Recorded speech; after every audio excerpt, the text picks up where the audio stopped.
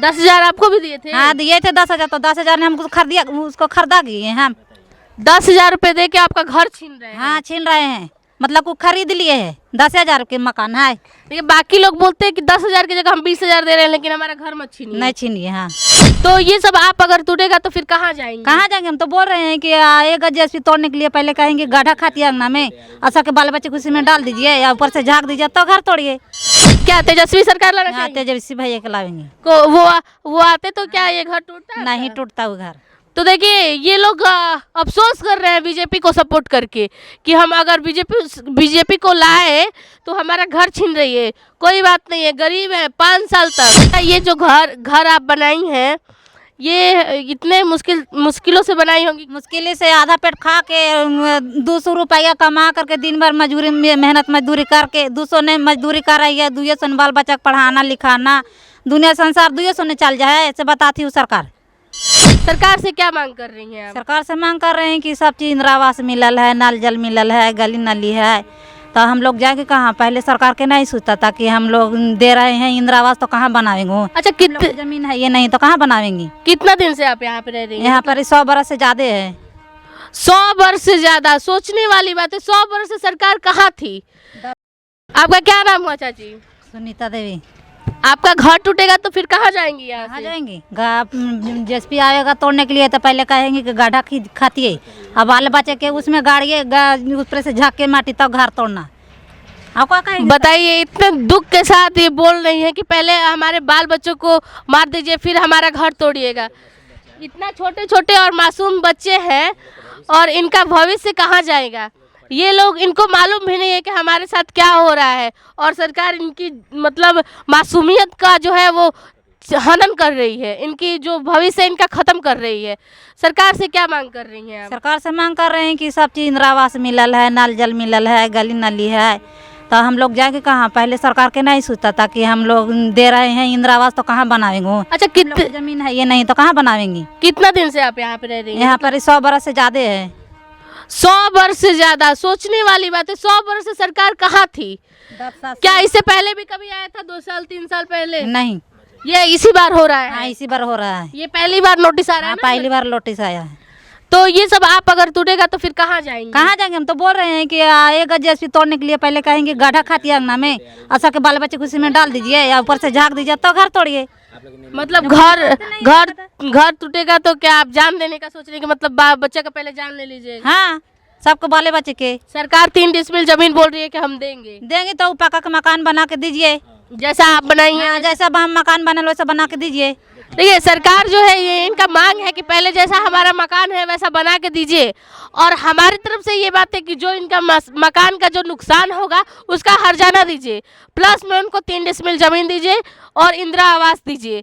जब सरकार यहाँ पे नल जल योजना लगा रही थी, बिजली लगा रही थी, इंदिरा आवास दे रही थी, तब कहाँ थी सरकार? तब इन गरीबों के बारे में क्यों नहीं सोचा?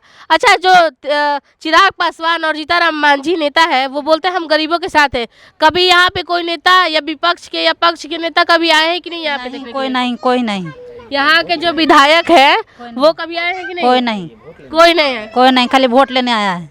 वोट लेने तो हमेशा आते होंगे यहाँ हाँ। पे, और देखने के लिए नहीं आए? देखने के लिए नहीं आते, कोई नहीं सपोर्ट करने के लिए।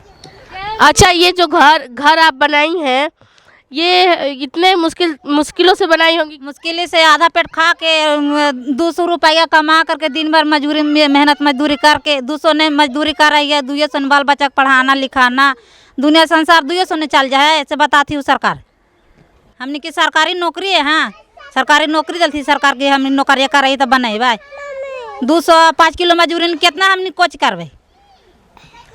इन गरीबों के बारे में एक बार सरकार को सोचना चाहिए था। सम्राट चौधरी को ये फैसला लेने से पहले एक बार इनके आंखों में और एक बार इनके बीच में रह के देखना चाहिए था कि इन पे क्या मजबूरी क्या बीतेगी इन पे, जब इनका घर छीना जाएगा, जब इनका घर तोड़ा जाएगा, आखिर कहाँ जाएंगे ये लोग। एक बार सरकार को फैसला लेने से पहले ये सोचना चाहिए था कि ये जो है हम घर तोड़ देंगे तो मेन घर गरीबों का मेन रहने का यही तो एक रहता है कि हमारा घर है, कहीं भी रहते हैं तो हम अपने घर में आते हैं, कोई भी लोग रहता है कमाते हैं खाते हैं अपने घर में रहने के लिए आते हैं, इतनी ठंड में आखिर ये लोग कहाँ जाएंगे? सोचना चाहिए था ना सम्राट चौधरी को।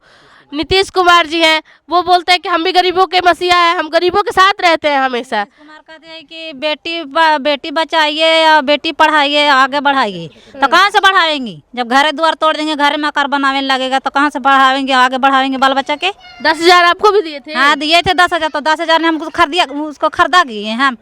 10,000 रुपए दे के आपका घर छीन रहे हैं। हाँ छीन रहे हैं, मतलब को खरीद लिए है 10,000 के मकान है। लेकिन बाकी लोग बोलते हैं कि 10,000 की जगह हम 20,000 दे रहे हैं, लेकिन हमारा घर मत छीनिए। नहीं छीनिए। हाँ आप देख रहे हैं जैसे कि बोल रही हैं 10,000 रुपये में खरीद नहीं लिए हैं, लेकिन कहा जा रहा है कि 10,000 रुपये में वोट खरीद के अब उनका घर छीन रहे हैं। आखिर ये लोग जाएंगे कहाँ?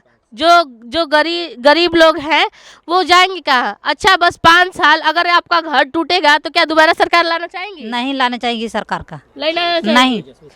क्या तेजस्वी सरकार लाना हाँ चाहिए? तेजस्वी भैया के लावेंगे। को वो आते तो क्या ये घर टूटता? नहीं टूटता वो घर।